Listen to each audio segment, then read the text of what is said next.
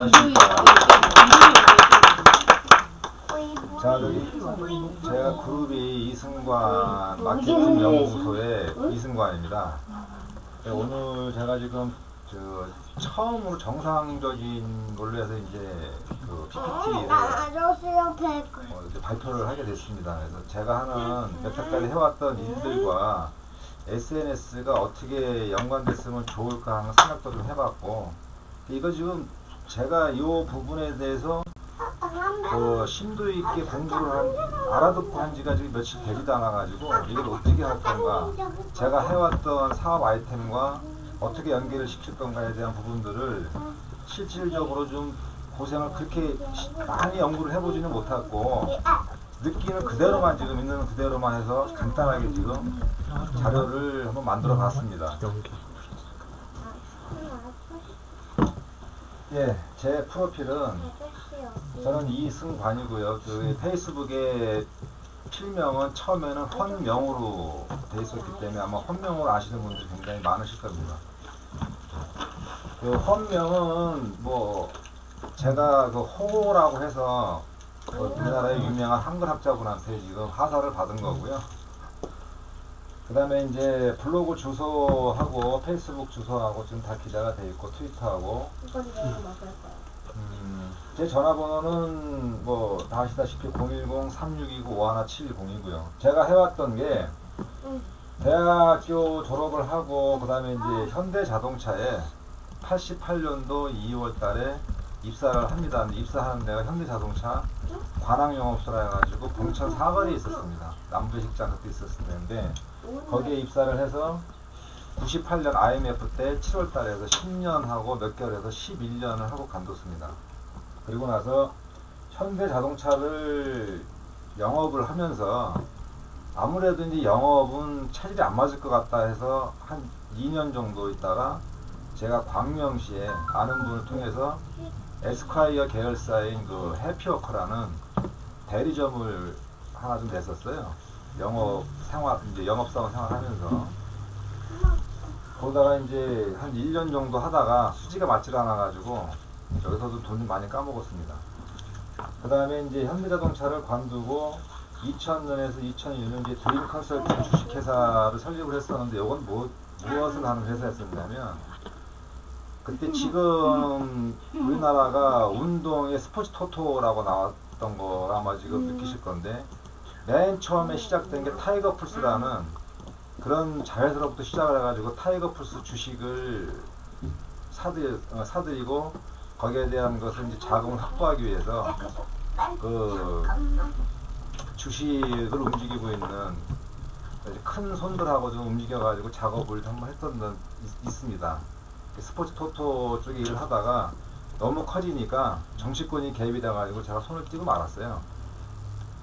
그런 것들도 있었고, 그 다음에 이제 2001년도부터 07년도가 이제 주식회사 모비스닷컴 또 법인을 설립해서 운영을 했었는데, 이건 뭐냐면 제가 현대자동차에 근무를 해서 그 현대자동차 직원이라 해도 현대만 판 게 아니었고 모든 자동차를 다 팔고 수입차까지 다 팔았었는데, 제가 이제 강남 자동차 매매 단지라고 삼성동에서 있다가 중고차 매매 단지가 그 복정동 성남 가는 길 코너에 강남시 마지막 경계선에 그쪽에서 이제 생긴 단지에 제가 상사를 하나 분양을 받아가지고 운영을 했었습니다.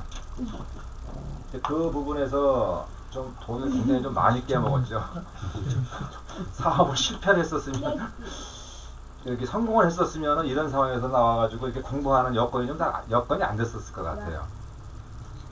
그 다음에 지금은 이제 하이젠 마케팅 연구소 해가지고 중소상인들을 위한, 소상공인들을 위한 마케팅 전략을 짜서 영업이라든가 그런 부분들을 지원을 해드리는 그 사업을 지금 진행을 하고 있습니다.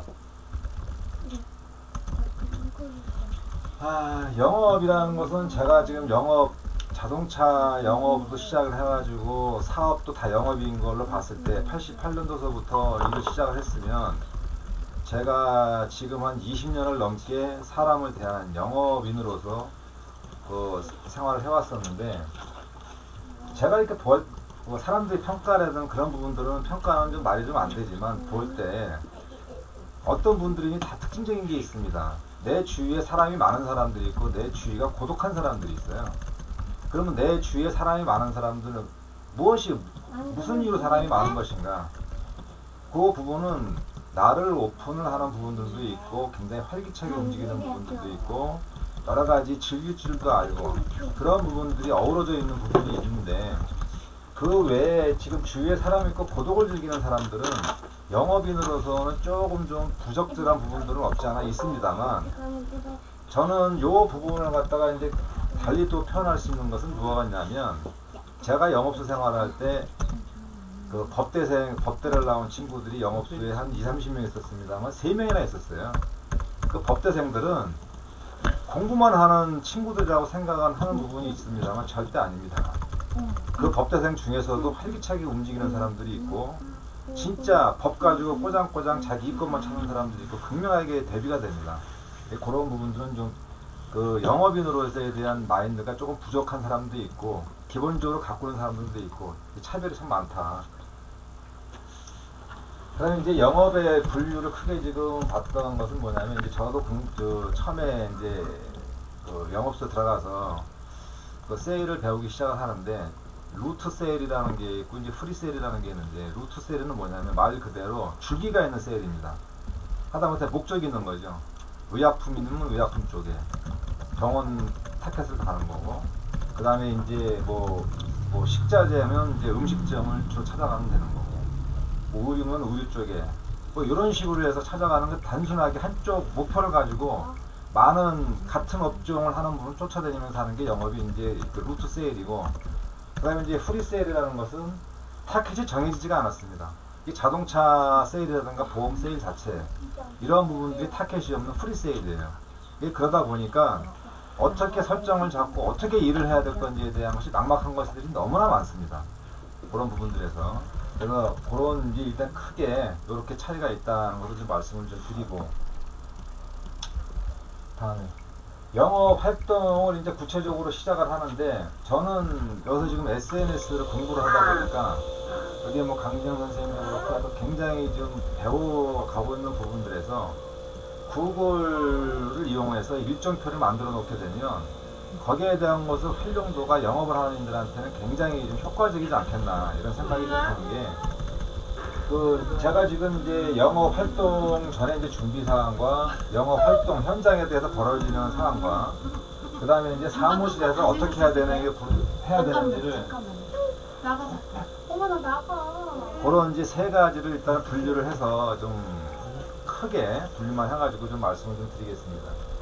영업 활동 전에 준비 사항은 뭐냐면 사무실에 앉아가지고 오늘 어디를 방문할 것인가 섹터를 먼저 정해야 됩니다. 영역을 어디로 잡아서 움직일 것인가 하고 그 다음에 하루에 방문을 몇 군데를 할 것인가 이게 저희 같은 경우에는 받을 때는 명함을 몇 장을 갖고 오느냐에 따라서 평가를 합니다. 그게 이제 영업일지에 올라가는 부분인데 보고하고 그 다음에 이제 명함을 정리를 하는 부분에서 처음에는 그냥 가서 명함을 갖고 오라서 명함을 갖고 왔는데 30장, 50장 하루에 100장을 갖고 올 수가 있습니다. 그런데 도대체 이 명함을 받았는데 누가 누구인지 분간이 안 가는 거예요. 일지에는 적어놓고 하는데 방법이 안 나오는 겁니다. 황당한 거죠. 제 명함을 보고서 나 견적을 받으러 와라 그러는데 이름을 갖다가 어디 사무실인데 이 명함 찾는 데만도 처음에 굉장히 애를 좀 많이 먹었습니다.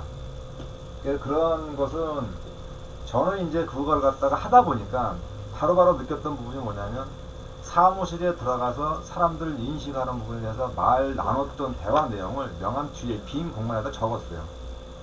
그거를 적고 그 다음에 이분이 지금 수십 명이 앉아있는 사무실에서 담당자 저하고 얘기를 해서 많은 사람들 상대를 하지만 저한테 아니면 회사 내 법인의 뭐 구매 담당자라든가 이런 부분은 진짜 바보같이 사무실 구도까지 출입문까지 그려가지고 여기 앉아있는 사람이 표시까지 했습니다. 책상에다. 그렇지 않고서는 잊어버려서 분간이 안 가요. 근데 이제 요새 같은 경우에는 카메라가 이제 핸드폰이 카메라가 좋고 하다 보니까 찍어가지고 그 다음에 명함 이제 그 QR코드에서 명함 인식하는 것도 있지만 저는 제일 좋은 게 뭐냐면 그 핸드폰에 이름을 저장할 때 보면은 비고란이라는 게 있지 않습니까? 그 메모란. 네. 거기에서 무슨 말을 상담을 했으며 어떤 분하고 얘기를 했다던가 부분을 가지고 정확하게 기재를 해놓게 되면 처음에는 굉장히 힘들어요. 바로 문고리 잡고 나와가지고 다른 사무실 바로 앞에 있는 보통 빌딩은 그럼 이쪽을 계속 훑으면서 가야 된다는 그런 개념을 갖고 있는데, 여기에서 사람이 이쪽에서 이쪽 사무실에서 방문을 하고 나왔는데 그 담당자가 화장실 가려고 나오고 있는 상황인데도 불구하고 나는 입력하고 있어야 됩니다. 왜냐하면 잊지 않기 위해서.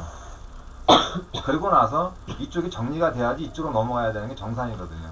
그러니까 그런 부분들이 차근차근 정리가 되지 않으면 그날 하루에도 몇 군데 갔다 왔는지 누굴 만나는지 분간이 안 되는 경우가 굉장히 많습니다. 그런 부분도 차별화를 좀 하는 것을 명함관리 어플이라든가 카메라로 촬영할 수 있는 거라든가 메모장에다가 기입할 수 있는 여러 가지 그런 부분들을 갖다가 좀 특화되게 자기 것을 만들어 하고, 그 다음에 이제 방문을 계획을 세웠는데 실행을 어떻게 할 것인가. 실질적으로 영업을 저도 10년을 넘게 하다 보니까 저는 영업을 굉장히 FM으로 배웠고 FM적으로 실행을 하려고 굉장히 노력을 많이 했던 사람 중에 한 사람인데, 대부분의 영업사원들이 거짓말이 아니고 자동차 판매해서 옛날에 88년도에는 차를 한 대 팔게 되면 장난치는 것도 있었고 돈이 생기는 것들이 좀 더러더러 있었습니다. 그러다 보니까 이 사람들이 돈이 주머니에 들어가 있으니까 일하기 싫으면은 포카를 치러 간다든가 아니면 자기네들끼리 모여가지고 고수업을 치러 간다든가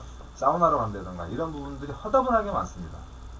근데 그런 거를 자꾸 그 직원들 간의 유대관계를 강하게 하는 건 좋지만 그 유혹에서 벗어나지 못하면 영업인으로서는 좀 자질이 없다고 생각을 하거든요. 그러니까 그런 것을 자기가 아침에 일정을 정했을 때 그 일정에 대해서 끝을 봐야 되겠다, 실행을 해야 되겠다, 이런 것은 자기와의 싸움이기 때문에 그 싸움에서 이기는 자만이 승리를 할 수 있다는 생각을 항상 마음속에 갖고 생활했던 것 같고, 제가 요 얘기를 하다 보니까 생각나는 부분이 뭐냐면, 저는 그 팀장 생활이라고 합니다.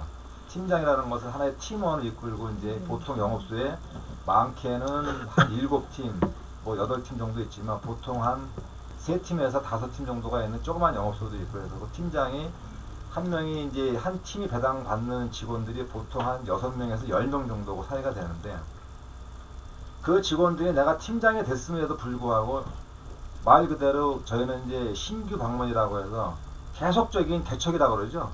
개척 방문을 하러 다니다 보니까 신입사원이 들어왔을 때 일하기 싫어하고, 저번에 잠깐 한번 말씀을 드렸습니다. 문고리 잡는 걸 두려워하는 직원들이 굉장히 많아요. 근데 문고리 잡고 들어가는 게 중요한 게 아니고 무슨 말을 또 꺼내야 될지, 명함을 주고받았는데 멀거니 쳐다보고 얼굴 벌겋게 있는 상황들이 수시로 벌어지는 거예요. 그러니까 제가 겪었던 그런 부분들이라, 항상 제가 신입사원들 들어오게 되면 왕고참이라고 표현하기 좀 그렇습니다. 최고 고참 생활을 하면서도 불구하고 신입사원들 트레이닝을 제가 시켰습니다. 밑에 팀장들도 있고 주임들도 있고 대리들도 있었지만, 나중에 이제 그 얘기를 제가 직접적으로 듣게 된 게 뭐냐면, 한 4년 정도 입사하고 나서 주임 대리 때 이렇게 끌고 다니는 직원들이 2년 정도 지나고 나니까 내가 이승관 과장님 아니었으면 영업소 생활 못했을 것이다, 이런 부분들 때문에, 그 말 때문에 직원들에 대해서 하드 트레이닝을 제가 안 할 수가 없었고 책임감을 갖고 있었어요. 그러다 보니까 팀, 예를 들어서 이제 지역부라 해가지고 서울 같은 경우에는 5개 지역부로 이제 쪼개져 있습니다, 지역이. 그러면 수십 개 영업소씩 이렇게 한꺼번에 몰려 있는 상황인데, 뭐 남부 지역부, 중부 지역부, 뭐 강남 지역부 이렇게 해서 이제, 그런데 그 지역부마다 이제 그 캠페인이라든가 이제 프로모션이 걸리게 되면 저는 그런 거는 또 뺏기기 싫어가지고 항상 상금을 타먹었던 그런 기억들이 있습니다. 그래서 팀원이, 그거는 이제 상금 받는 것은 기본적으로 회사에서 책정되는 것은 개인이 혼자서 뭐 20, 30대 팔아서 뭐 목표를 달성했다는 것은 인정되는 부분들이 아니라, 10명이면 10명이 고르게 5대씩이면 5대씩, 10대씩이면 10대씩 고르게 다 되는 가 평가 기준에 들어가 있는 게 있어요. 그런 부분들을 동반자적인 관점에서 성적을, 실적을 올리는 거에 대한 부분들을 저는 굉장히 그거를 한 사람 한 팀원들한테 신경을 많이 썼던 일이 기억이 나고, 그거 돈 받아가지고 양주 가지고 속초 비행기 타고 날라가서 거기 비행기에서 렌트카 빌려가지고 2박 3일 동안 직원들하고 술 진짜 무지무지하게 많이 먹었던 기억들이 몇 번 있습니다. 그래서 가면은 좀 새로운 얘기가 있고, 그 다음에 이제 영업 활동에서 들어가게 되면 아까도 말씀드렸던 건데 현장에 대한 딱 부딪히는 일들이 겁부터 나요. 직원들도 그렇고. 그러다 보니까 문구를 잡고 들어가는 부분들이 굉장히 어려운 거를 저희가 이제 신입사원들을 끌고 다니면서 한 보름이고 한 달이고 계속 끌고 다닙니다.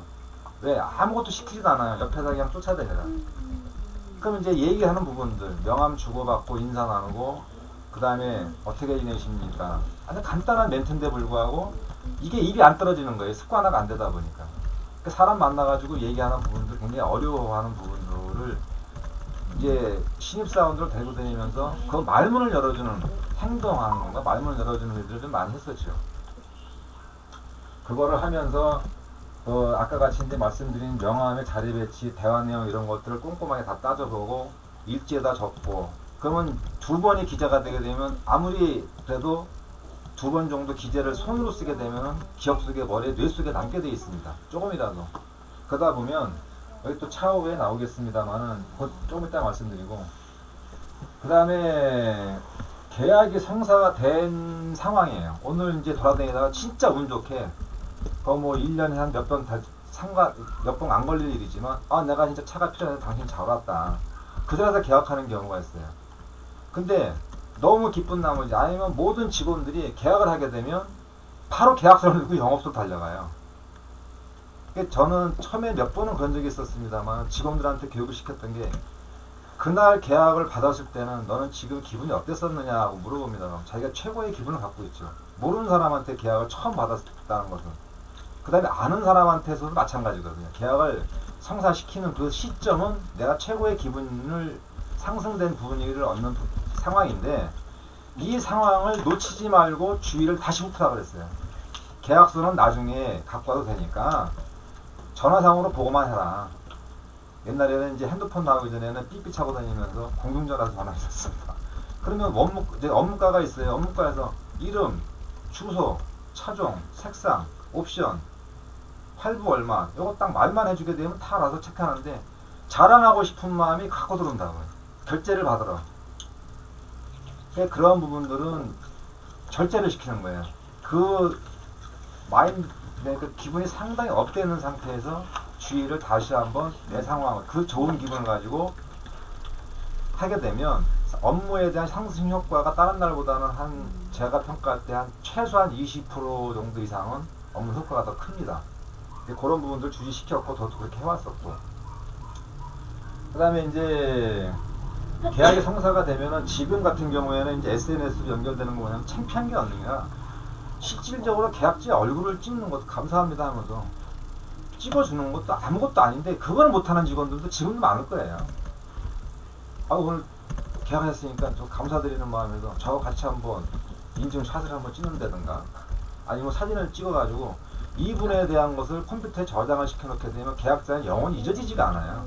이 부분 사진이라는 게 딱 밝혀 들어가고, 계약서 입력을 하면서 프로그램이 또 있는데, 뭐 이름, 주민번호, 주소, 그 다음에 이제 저 같은 경우는 좀 답답한 게, 일일이 고생을 좀 많이 했던 게 뭐냐면, 가족의 주민등록 등본이 들어오게 되면 자식까지 이름하고 주민번호를 다 기재를 했었어요. 그러다 보니까 입력하는 시간이 엄청 길었죠. 근데 그거를 왜 기재를 했냐면, 가족의 생일을 찾기 위해서 일일이 힘들어도 다 기재를 했던 상황입니다. 그러면 내 자식이 생일인데 말 한마디라든가 카드 하나라든가, 아니면 좀 진짜 가까운 고객 같으면 조그마한 케이크라도 하나 갖다 주게 되면 아무것도 아니라 생각하는데 고객은 무한 감동을 느끼거든요. 그런 부분들은 신성을 살짝 건드려주는 건데, 그 부분들이 다 내 고객이 되는 거라, 그런 마음에서 제가 할 수 있는 부분들은 발로 뛰는 게 영업이라 생각하고도 굉장히 열심히 쫓아다녔던 생각이 좀 많이 납니다. 그 다음에 이제 사무실에서의 좀 일도 굉장히 중요합니다. 사무실에서의 일이, 일과 시작 전에 마음가짐이 아까도 말씀드렸던 목표를 세우고 계획을 설립한다 하고, 그 다음에 또 하나는 뭐가 있냐면, 지금 같은 경우에는 저도 얼마 전에 배웠습니다. 포스케어라는 게 있다면, 예를 들어서 음식점 하는 내 고객을 만났다든가 아니면 무슨 뭐 의류를 갖다가 하는 고객을 만났다든가 했을 때 포스케어 가지고 이걸 홍보를 해줄 수 있는, 왜? 상부상조의 개념이 분명히 들어가 있어야 되거든요. 예를 들어서 제가 지금 SNS에서 공부한 지 얼마 안 됐습니다만 열심히 하려고 노력을 하고 있는 부분, 이런 부분들이 고객들도 그걸 안다는 얘기죠. 그리고 나서 돌아다니면서도 저도 이거 홍보를 해드리겠습니다 이 말 한마디가, 저는 엊그저께 지금 포스케어로 찍었습니다만 아는 집에 가서 국밥 한 그릇 먹었어요. 근데 국밥 제가 되게 좋아하는데 지금 냄새도 안 나고 맛있더라고요. 그래서 돈을 다 지불을 하는 상태였지만 제가 여기서 오늘 아무것도 아닙니다만 제가 광고를 한번 하겠습니다 해서 포스케어 찍어가지고 진짜 맛있는 국밥집이라 해가지고 거기다 다 올려드렸어요. 그랬더니 식사를 하고 나오려고 그랬는데 주인분께서 두 분이 다시 날 잡더라고요. 당신 기자세요? 그러더라고요. 양복이 그렇게 하고 다니다 보니까 그건 아니고 맛있게 먹어서 감사한 마음에서 광고를 그냥, 저 아는 분들이 몇 분이나 되실지 모르겠습니다만 포스케어로 인해가지고 이 가게가 맛있다는 걸 홍보를 해드리고 싶습니다 이 말 한마디. 그분이 그럼 다시 꼭 와주십시오 하고, 이런 것들이 인간관계가 말 한마디와 행동 알 수 있는 부분들에서 연계성을 찰 수가 있다는 얘기죠. 그 다음에 일과 후의 정리 및 목표 실행 점검은 자기와의 싸움입니다. 이거는 아까도 얘기했다시피 의타적으로 영업소에서 시켜서 하는 것과 자기가 본연에 남아서 내가 1등을 한번 해보겠다, 아니면 최고의 차파리를 한번 돼보겠다, 세일즈맨이 돼보겠다 이랬을 때는 노력하는 그런 부분들이 분명히 본인이 의지가 움직이게 되면 눈빛부터 틀려지고 행동이 틀려지게 되어 있습니다. 그런 부분들은 자기 자신이 자기를 잡고 컨트롤하고 자기 자신과 싸워서 이겨야 되는 부분이라 생각을 하고 있는 거고요. 그다음에 이제 효율적인 고객관리 방안 연구, 고객관리 프로그램을 저는 옛날 MS-DOS 때서부터 윈도우 3.1로 만들어 놓은 프로그램을 굉장히 비싸게 돈을 주고 하면서 샀었어요. 왜냐하면 고객이 막 1000명, 2000명, 3000명 넘어가는데 일일이 DM을 손으로 써서 보내드릴 수도 없고 시간이 너무너무 낭비가 되는 거예요. 생일서부터 시작해서 뭐 회사 안내 책자라든가 그런 부분들, 그래서 그런 것을 돈이 그때 당시에 몇십만 원이라는 줬어도 난 아깝지가 않았다는 게 뭐냐면, 그때 당시엔 차 한 대만 팔아도, 두 대만 팔아도 이 고객관리에 대한 부분들을 다 세이브되고 남는데, 그때는 이제 DM 용지로 해서, 요새는 다 DM도 같이 보내줬었지만은 옛날에는 그 용지서부터 종이를 가지고 또 내가 직접 다 하는 것들도 있었고, 인쇄해가지고 연합장 직접 해서 다 보낸 적도 있었고, 여러 가지 방법들, 수기로 써서도 한번 해봤고, 근데 다 해봤습니다만, 가장 좋은 거는 인쇄된 인쇄물보다는 수기로 써있는 수기로 써있는 걸 굉장히 감동을 느끼더라고요. 사람인지라. 그런 부분들도 또 다시 한번 또 느꼈고, 사무실 내에서 직원 간의 조화 및 융화, 이게 아무것도 아니라 생각하는데, 지금 제가 자동차 세일을 안 하고 싶은 게 이게 깨져서 안 하고 싶어요. 솔직하게 말씀드리면.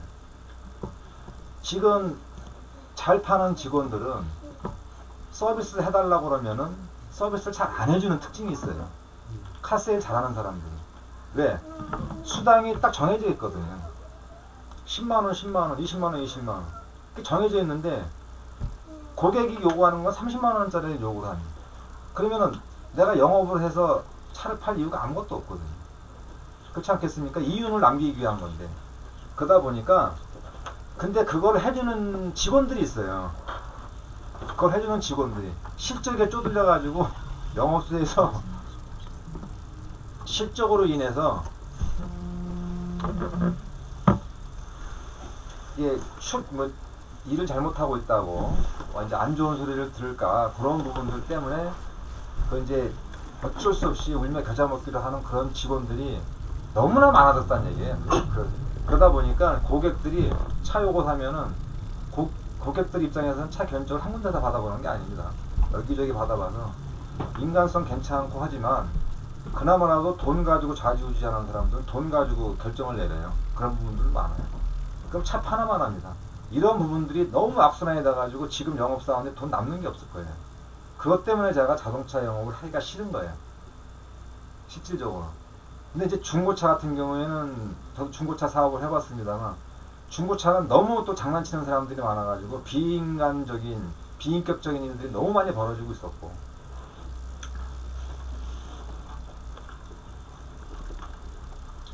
좀 말이 좀 길어지는 것 같아서 고객 대응 방법은 일반적인 얘기입니다. 인사는 깍듯하게 정확하게 하는 거고, 대화 시에는 가장 기억에 남는 건 뭐냐면 사람이 마주보는 사람의 왼쪽 눈을 바라보고 대화를 하는 부분들이 있습니다.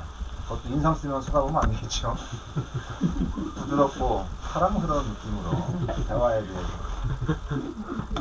그다음에 이제 가장 어려운 부분들이 처음에 제가 입사를 해가지고 요걸 들었을 때가 좀 힘들었었어요. 시사와 경제에 대한 전반적인 지식을 얻어서 고객들하고 대화를 부드럽게 만들어가야 되는데, 이 부분이 나이가 어린 친구들이 자연스럽게 나오지가 않고 또 거기에 대한 관심이 없다 보면은 이 대화 연결이 안 되거든요. 주식에 대한 얘기를 하고 앉아있는데 딴 생각을 하고 있다든가 그러면 대화가 연결이 안 되거든요. 그럼 주식에 대한 것도 장이 어떻게 되고 어떻게 마감되고 뭐 갖고 계십니까? 말이라도 그렇게 아무것도 아니지만 그런 부분들이 하나의 연결점 고리를 찾는 거고, 내 명함 뒤에 무슨 주식을 갖고 있구나. 관심사에서 주식 올랐네 축하드립니다. 전화 한번. 사무실 전화니까 아무나 써도 내 전화 비용 나가는 게 아니니까 사무실 전화 같은 거 쓰게 되면 그 말 한마디 가지고 고객이 가까이 있다는 것을 느끼는 거죠. 그 다음에 대화 시에는 내가 하는 말보다 굉장히 중요한 게, 저는 요 포인트 상당히 많이 썼었는데, 무조건 인사하고 웃는 얼굴이 있으면서 많이 들어라. 그분이 요구사항이 나쁜 점이든 좋은 점이든 들어주는 게 가장 영업의 기본이라는 얘기죠. 들어야지만이 그 사람의 생각을 끄집어낼 수가 있기 때문에. 그래서 그런 부분들은 제가 굉장히 강조했던 부분들입니다. 그래서 그 다음에 또 이제 제품을 내가 자동차 영업을 한다고 해서 현대자동차 누굽니다 해서 명함을 줬을 때는 차를 팔러 왔다는 건 다 알아요. 현대자동차 직원이니까. 근데 뭐 차 얘기만 하고 앉아있는 사람들이 있어요. 그러면 제가 볼 때는 그건 세일즈 자격이 없다고 보거든요.